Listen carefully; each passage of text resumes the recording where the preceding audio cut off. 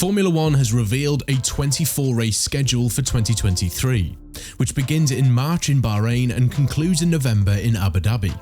The schedule, which is the longest in F1 history, includes the Monaco Grand Prix, whose future is in doubt, and the races in Las Vegas and China.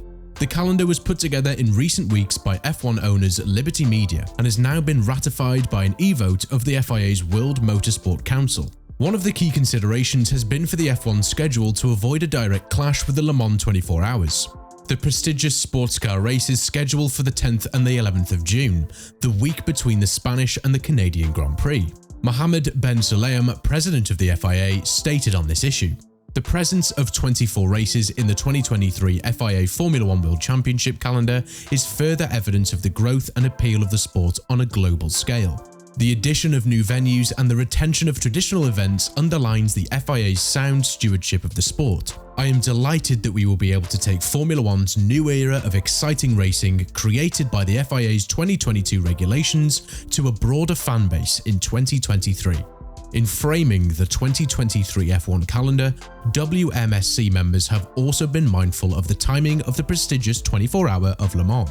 The Azerbaijan Grand Prix has been rescheduled from June to April 30th, just 1 week before the Miami Grand Prix, which is an unusual departure from the norm. While F1 has stated that it wants to make the schedule more regional to avoid unnecessary travel worldwide, some events remain extremely spread out, particularly in North America. The Miami Grand Prix takes place on May 7th, the Canadian Grand Prix on June 18th, Austin on October 22nd, and the inaugural Las Vegas Grand Prix on November the 18th. As F1 concludes its season on the final weekend of November, Vegas becomes the penultimate round in a glitzy double-header with Abu Dhabi. The Chinese Grand Prix, scheduled for April 16th, is most likely provisional, pending the lifting of the country's coronavirus restrictions. Formula One President and CEO Stefano Domenicali added, "We are excited to announce the 2023 calendar with 24 races worldwide. Formula One has unprecedented demand for hosting races, and we must get the balance right for the entire sport. We are very pleased with the strong momentum Formula One continues to experience. It is great news that we will be able to bring our passionate fans a mix of exciting new locations such as Las Vegas to the championship, with much-loved venues across Europe, Asia, and the Americas." While Formula One's 24-race calendar may be a sign of the series' current health, it was cause for concern for many. It was the first indication for those working in the paddock of how many weekends they would be away from home next year. People joked about the upcoming surge in business for divorce lawyers in Oxfordshire, where most F1 teams are based, and shuddered at the massive amount of time spent on flights throughout the following season. The calendar's number of races is not the most surprising aspect. We expected this given the plans to add Qatar and Las Vegas, bring back China, and retain both Spa and Monaco. The Concord Agreement's 24-race limit was always going to be hit.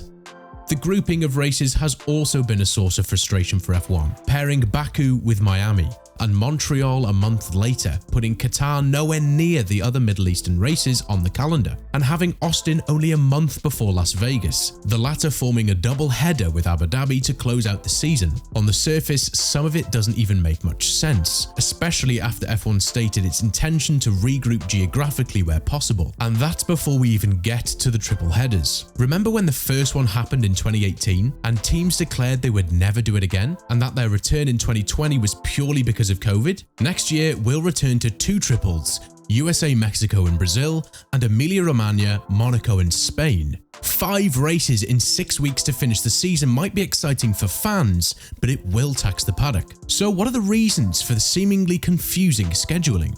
F1 has had a difficult time putting together the 2023 calendar. Some early season scheduling depended on South Africa, which will now have to wait until at least 2024 for a race, with its absence having an impact elsewhere. China had also been moved around, as F1 evaluated plans with or without South Africa, with the early slot now implying that the viability of a return to Shanghai should be clearer sooner rather than later.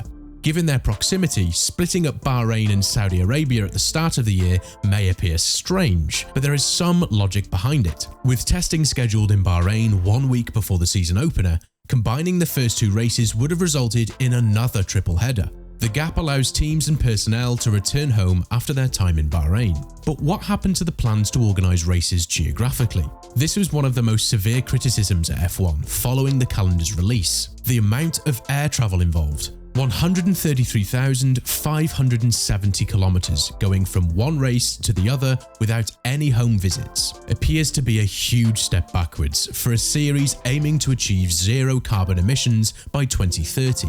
F1 CEO Stefano Domenicali told team bosses in May that the plan was to group races by the region beginning in 2023 as part of the company's commitment to sustainability. And while there is some loose grouping, it isn't the kind of schedule that many would have hoped for. F1 did make efforts to get better group races. However, with contracts already in place and dates set, shifting races around was not an option for many events. In some cases, the push to change the date reached the highest levels of government, only to be rejected. Promoters must consider the time of year, the weather, and any potential impact on the fan experience. Ultimately, how they generate revenue to cover the hosting fee. It's not a moment's work. Changing to a more grouped calendar is something F1 will work on in the future, but it won't be easy. It will have to weigh the challenge of shifting dates while keeping promoters satisfied with its commitment to sustainability. For the planet's sake, there can only be one winner here, but proper calendar grouping will take time.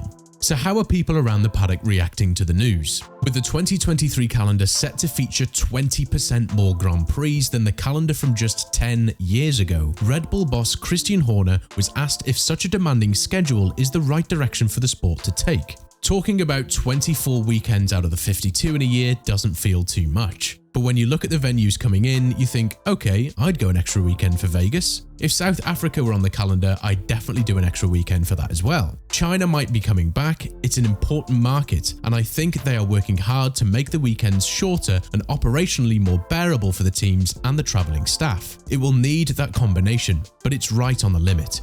Meanwhile, Haas team boss Gunther Steiner sees a few issues with the next year's crowded calendar. According to him, it simply demonstrates F1's newfound confidence, and it is the sport's responsibility to live up to that. As a result, he's one of the few who expressed support for the 2023 schedule. Apparently, the demand is there. The fact that fans like to watch what we do is of course the biggest compliment they can give. We have to work hard to make them happy. I think the 3 American Grand Prix will come at the right time. The sport is already very popular there, and it's a good thing. Each race also has its unique things. They don't copy each other, and I think it's good. America is a very big country, and they don't get in each other's way. I already know 2 of the 3 races, and I expect Las Vegas to put on a great show. However, it appears that the fans Steiner is referring to are not enthusiastic about the changes. In fact, most are united in their opposition to have 3 Grand Prix races held in the States. The most common criticism is that F1 is no longer focused on bringing the best racing to the best tracks, but on expanding into the United States to make more money. While there is some truth, the races in China and Qatar somewhat contradict. Nonetheless, people in the paddock and fans have largely negative feelings about the changes made, especially since the human toll of travelling for half the year is likely to become a much bigger issue as the next season progresses. What are your thoughts on the 2023 calendar? Is it too crowded with races in America? Are you disappointed that a race from South Africa was left out? Finally, do you believe Liberty Media is making a mistake with F1's general direction? Leave your thoughts in the comment section below, and if you liked the video, make sure to like and subscribe.